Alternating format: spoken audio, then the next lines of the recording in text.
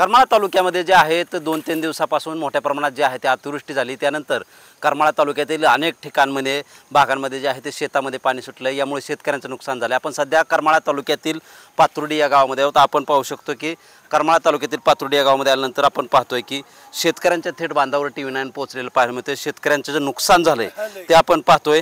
या ठिकाणी पाहू शकतो की यामध्ये जवळपास सकाळपर्यंत जे आहे ते गुडघा इतकं पाणी होतं, परंतु आता थोडंसं पाणी ओसरल्यानंतर जे आहे ते पायाच्या निम्म्या पायापर्यंत पाणी आहेत। आपल्याबरोबर या ताई आहेत।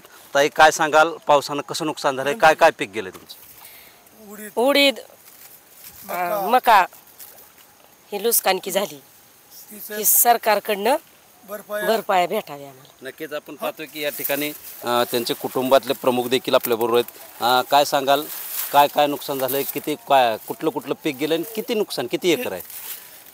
5 एकर आहे उडीद। हॅलो, हां, 5 एकर उडीद आहे, मका 2 एकर आहे।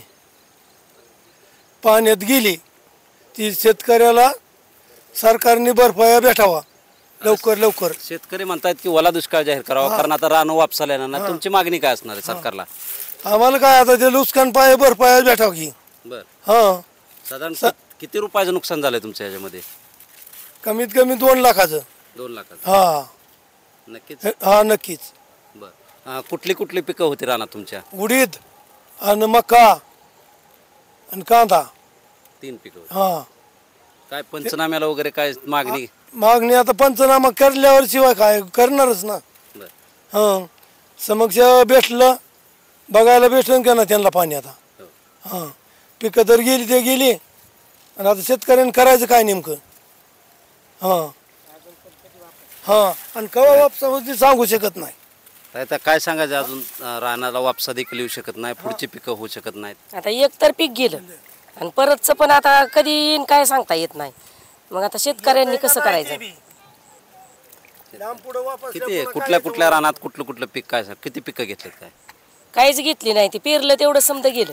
समजा नक्कीच आपण या ठिकाणी पाहतोय की यांना ज्या शेतकऱ्यांना, जे सामान्य शेतकरी आहेत त्यांच्या माध्यमातून त्यांनी त्यांच्या रानामध्ये उडीद केला होता, मका केली होती, कांदा केली होती।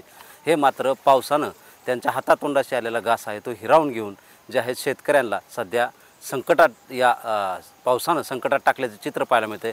तर या शेतकरी वर्गांमधून तातडीने पंचनामे करून लवकरात लवकर नुकसान भरपाई द्यावी अशी मागणी जी आहे ती या शेतकरी वर्गांमधून केली जाते आहे। शीतलकुमार मोठे, TV9 मराठी, करमाळा, सोलापूर।